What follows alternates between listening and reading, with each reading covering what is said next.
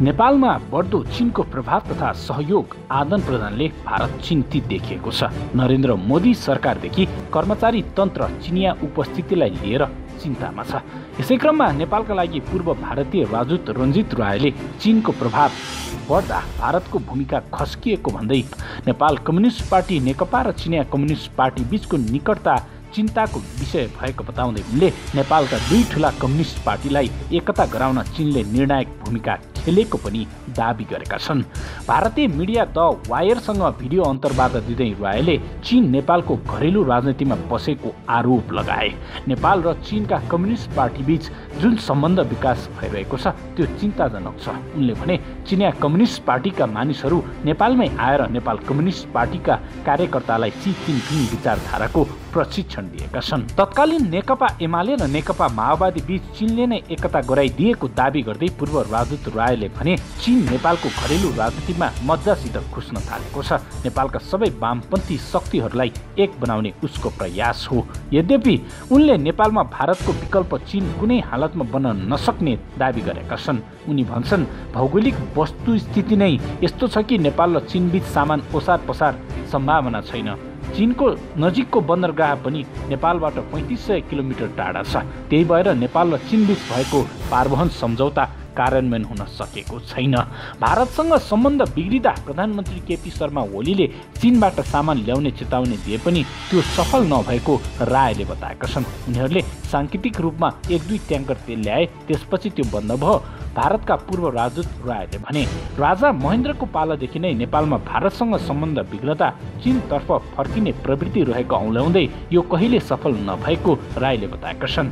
17 सालमा प्रजातान्त्रिक सरकारलाई अपदस्थ गरेपछि महेन्द्रले कम्युनिस्टलाई हातमा लिएका थिए। रायले दाबी गरे महेन्द्रकै विचारको धुङदङ्गी नेपालका कम्युनिस्ट पार्टीहरूमा छ।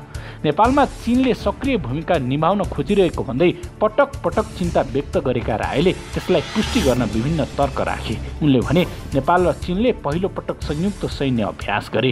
चीनले नेपाली सेनालाई सैन्य उपकरणहरू सहयोग गर्यो। बीआरआईमा नेपाललाई समेट्न खोजिरहेको छ। नेपालका कम्युनिस्टलाई एक सूत्रमा बाँध्न खोजिरहेको छ। पहिले अरू देशको आन्तरिक राजनीतिमा खासै चसो नदिने चीन अहिले नेपालमा गहिरो रूपमा भूमिका खेलिरहेको छ। उनले भने चीनले पनि तिब्बतको कारण नेपाललाई प्राथमिकतामा राखेको पूर्व राजदूत रायको तर्क छ। साथै नेपालमा पश्चिमाहरूको भूमिका बढेको चीनले नरुचाउने गरेको उनले सुनाए। नेपालका दुई राजनीतिक शक्तिको विश्लेषण गर्दै राय अगाडि भन्छन् अहिले नेपालमा चीनको हस्तक्षेप बढ्नुको कारण कम्युनिस्टको सरकार भएर पनि हो। काङ्ग्रेसको सरकार भएको भए यस्तो हुँदैन थियो। चीनले नेपाललाई अरू सहयोग गरे पनि रेल भने नबनाइदिने रायको भविष्यवाणी छ। उनले भने मलाई लाग्दैन कि चीनले $multi-billion खर्च गरेर नेपालमा रेल बनाउँछ, किनकि रेलबाट चिनिया सामान भारतमा पठाउने सुनिश्चित नभएसम्म त्यो बनाउनुको अर्थ हुँदैन। नेपालमा कालापानी लगायत भारतबाट अतिक्रमित नेपाली भूभाग फिर्ता ल्याउनु पर्ने माग जोडतोडले उठिरहेको समयमा भारतका विदेश मामिला विज्ञ एक पत्रकारले पूर्वमा टिस्टा र पश्चिममा काङ्गडासम्मको ग्रेटर नेपाल सार्थक हुन सक्ने आधार प्रस्तुत गरेका छन्। यू एसिया न्युज नेटवर्कका दिल्ली स्थित सम्पादक एवं भारतका विदेश मामिलाका जानकार वरिष्ठ पत्रकार पुष्परञ्जनले भारतीय अखबार दैनिक ट्रिब्युनमा लेख मार्फत कालापानी विवादबारे आफ्नो दृष्टिकोण प्रस्तुत गरेका छन्। हालै प्रकाशित उनको लेखमा कालापानी विवादको इतिहास, ब्रिटिस भारत र नेपाल बीच भएको सुगौली सन्धि तथा नेपाल र भारत बीच सन् 1950 मा भएको मैत्री सन्धिलाई तिनको मर्म र उद्देश्य खुलाउने गरी व्याख्या गरिएको छ। 2 डिसेम्बर 1815 मा ब्रिटिस इन्डिया र नेपालका अधिकारी बीच सीमा विवाद समाप्त गर्नका लागि एउटा सन्धि भएको थियो, जसलाई सुगौली सन्धिको नामले चिनिन्छ। यो तथ्यलाई पनि उनले लेखमा सविस्तार व्याख्या गरेका छन्। उक्त सन्धि भएको 3 महिनापछि सन्धि कार्यान्वयनका लागि 4 मार्च 1816 मा नेपालको मकनपुरमा नेपालका तर्फबाट चन्द्रशेखर उपाध्याय र ब्रिटिस इन्डिया कम्पनीका तर्फबाट जनरल डेभिड अक्टरलोनीले सन्धिका दस्तावेज एक अर्कालाई सुम्पिएको पनि लेखमा उल्लेख छ। सुगौली सन्धि हुनुअघि पूर्वमा दार्जिलिङ र टिस्टा, दक्षिण पश्चिममा नैनीताल, पश्चिममा कुमाऊ, गढवाल, बास सहर जस्ता क्षेत्र नेपालको अधीनमा रहेको पनि लेखक पुष्परञ्जनले स्वीकार गरेका छन्। यी क्षेत्रलाई नेपालको 2.5 दशकको अवधिमा विभिन्न समयमा भएका युद्धमार्फत जितेको र सुगौली सन्धिपछि नेपालले ती भूभाग फिर्ता गरेको उनको भनाइ छ।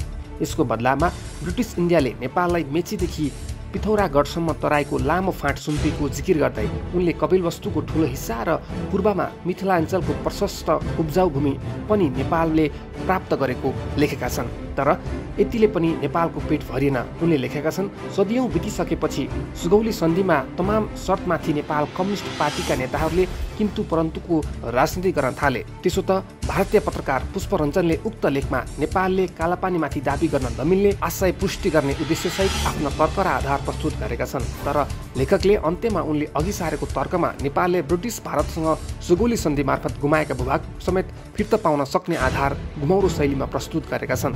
नेपालका विभिन्न विज्ञले विभिन्न नेपाली अखबारमा लेखेका लेखहरूलाई समेत उद्धृत गर्दै उनले नेपालको योजना तर्कबारे पनि आफ्नो लेखमा चर्चा गरेका छन्। यस क्रममा उनले त्रिभुवन विश्वविद्यालयका प्रोफेसर ज्ञानेन्द्र पौडेलले सन् 2013मा प्रकाशित गरेको एउटा रिसर्च पेपरलाई पनि लेखमा उद्धृत गरेका छन्। पौडेलले भारतसँगको सीमा विवादलाई सुल्झाउन संयुक्त राष्ट्रसङ्घको समेत मद्दत लिन सकिने तर्क गरेको जिकिर पुष्परञ्जनले लेखमा गरिएको छ। उनले लेखेका छन्, यसबाट प्रष्ट हुन्छ कि नेपालका थिङ्क ट्याङ्क पहिलेदेखि नै एउटा खतरनाक उद्देश्यको पृष्ठभूमि तयार पारिरहेका थिए। पुष्परञ्जनले लेखमा नेपाली थिङ्क ट्याङ्कको यस्तो खतरनाक उद्देश्य क्षणभरमै ध्वस्त हुने तर्क बलियो आधारका रूपमा सन् 1950 को सन्धिलाई अघि सारेका छन्।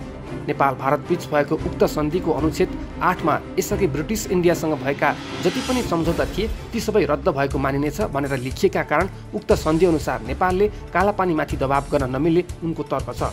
उनकै तर्कमा पनि नेपाल फेरि ग्रेटर नेपालतर्फ फर्कन सक्ने आधार प्रतिबिम्बित भएको हो। सन् 1950मा भएको नेपाल भारत सन्धिको अनुच्छेद 8ले त्यसअघि ब्रिटिस इन्डिया र नेपाल बीच भएका सबै सम्झौतालाई रद्द गरिएको हो भने सुगौली सन्धि अन्तर्गत नेपालले ब्रिटिस इन्डियालाई फिर्ता गरेका भूभाग फेरि नेपालले किन फिर्ता नपाउने प्रश्न स्वाभाविक रूपमा उठ्न सक्छ। लिपुलेख कालापानी विवादलाई उनले नेपालका राजनीतिक दलहरूले उठाएका मुद्दामा सीमित गर्न खोजेका छन्। लेखमा एकातिर उनले सन् 1815 को सुगौली सन्धिपछि नेपालले ब्रिटिस इन्डियालाई पूर्व पश्चिमका केही भूभाग फिर्ता गरेको र तराईमा केही फाँट हासिल गरेको चर्चा गरेका छन् भने अर्कातिर उनले हाल नेपालसँग विवादित भूभागबारे 1830 पछि मात्र आधिकारिक दस्तावेज तयार भएको जिकिर गरेका छन्। यस आधारमा 1830 अघि उक्त भूभाग नेपालको अधीनमा रहेको बुझ्न सकिन्छ। 1950 को सन्धिले त्यसअघिका सम्झौतालाई रद्द गरेको हो भने 1830 को नक्सामा गाभिएका भूभागलाई भारतले नै आफ्नो भनेर दाबी गरिरहेको छ भन्नेतर्फ लेखमा उनी मौन छन्। नेपालमा बढ्दो चीनको प्रभाव तथा सहयोग आदान प्रदानले भारत चिन्तित देखिएको छ। नरेन्द्र मोदी सरकारदेखि कर्मचारी तन्त्र चिनिया उपस्थितिलाई लिएर चिन्तामा छ। यसै क्रममा नेपालका लागि पूर्व भारतीय राजदूत रञ्जित रायले चीनको प्रभाव बढ्दा भारतको भूमिका खस्किएको भन्दै नेपाल कम्युनिस्ट पार्टी नेकपा र चिनिया कम्युनिस्ट पार्टी बीचको निकटता चिन्ताको विषय भएको बताउँदै उनले नेपालका दुई ठूला कम्युनिस्ट पार्टीलाई एकता गराउन चीनले निर्णायक भूमिका खेलेको पनि दाबी गरेका छन्। भारतीय मिडिया द वायरसँग भिडियो अन्तर्वार्ता दिँदै रायले चीन नेपालको घरेलु राजनीतिमा पसेको आरोप लगाए। नेपाल र चीनका कम्युनिस्ट पार्टी बीच जुन सम्बन्ध विकास भइरहेको छ त्यो चिन्ताजनक छ। उनले भने चिनिया कम्युनिस्ट पार्टीका मानिसहरू नेपालमै आएर नेपाल कम्युनिस्ट पार्टीका कार्यकर्तालाई सी जिनपिङ विचारधाराको प्रशिक्षण दिएका छन्। तत्कालीन नेकपा एमाले र नेकपा माओवादी बीच चीनले नै एकता गराइदिएको दाबी गर्दै पूर्व राजदूत रायले भने चीन नेपालको घरेलु राजनीतिमा मज्जासित घुस्न थालेको छ। नेपालका सबै वामपन्थी शक्तिहरूलाई एक बनाउने उसको प्रयास हो। यद्यपि उनले नेपालमा भारतको विकल्प चीन कुनै हालतमा बन्न नसक्ने दाबी गरेका छन्। उनी भन्छन्, भौगोलिक वस्तुस्थिति नै यस्तो छ कि नेपाल र चीन बीच सामान ओसार पसार सम्भावना छैन। चीनको नजिकको बन्दरगाह पनि नेपालबाट 3500 किलोमिटर टाढा छ। त्यही भएर नेपाल र चीन बीच भएको पारवहन सम्झौता कार्यान्वयन हुन सकेको छैन। भारतसँग सम्बन्ध बिग्रिँदा प्रधानमन्त्री केपी शर्मा ओलीले चीनबाट सामान ल्याउने चेतावनी दिए पनि त्यो सफल नभएको रायले बताएका छन्। उनीहरूले सांकेतिक रूपमा 1-2 ट्याङ्कर तेल ल्याए, त्यसपछि त्यो बन्द भयो। भारतका पूर्व राजदूत रायले भने राजा महेन्द्रको पालादेखि नै नेपालमा भारतसँग सम्बन्ध बिग्रदा चीनतर्फ फर्किने प्रवृत्ति रहेको औँल्याउँदै यो कहिले सफल नभएको रायले बताएका छन्। 17 सालमा प्रजातान्त्रिक सरकारलाई अपदस्थ गरेपछि महेन्द्रले कम्युनिस्टलाई हातमा लिएका थिए। रायले दाबी गरे महेन्द्रकै विचारको धुङदङ्गी नेपालका कम्युनिस्ट पार्टीहरूमा छ। नेपालमा चीनले सक्रिय भूमिका निभाउन खोजिरहेको भन्दै पटक पटक चिन्ता व्यक्त गरेका रायले त्यसलाई पुष्टि गर्न विभिन्न तर्क राखे। राखे। उनले भने नेपाल र चीनले पहिलो पटक संयुक्त सैन्य अभ्यास गरे। चीनले नेपाली सेनालाई सैन्य उपकरणहरू सहयोग गर्यो। BRI-मा नेपाललाई समेट्न खोजिरहेको छ। नेपालका कम्युनिस्टलाई एक सूत्रमा बाँध्न खोजिरहेको छ। पहिले अरू देशको आन्तरिक राजनीतिमा खासै चसो नदिने चीन अहिले नेपालमा गहिरो रूपमा भूमिका खेलिरहेको छ। उनले भने चीनले पनि तिब्बतको कारण नेपाललाई प्राथमिकतामा राखेको पूर्वबाजुत रहेको तर्क छ। साथै नेपालमा पश्चिमाहरूको भूमिका बढेको चीनले नरुचाउने गरेको उनले सुनाए। नेपालका दुई राजनीतिक शक्तिको विश्लेषण गर्दै राय अगाडि भन्छन्, अहिले नेपालमा चीनको हस्तक्षेप बढ्नुको कारण कम्युनिस्टको सरकार भएर पनि हो। काङ्ग्रेसको सरकार भएको भए यस्तो हुँदैन थियो। चीनले नेपाललाई अरू सहयोग गरे पनि रेल भने नबनाइदिने रायको भविष्यवाणी छ। उनले भने मलाई लाग्दैन कि चीनले $multi-billion खर्च गरेर नेपालमा रेल बनाउँछ, किनकि रेलबाट चिनिया सामान भारतमा पठाउने सुनिश्चित नभएसम्म त्यो बनाउनुको अर्थ हुँदैन।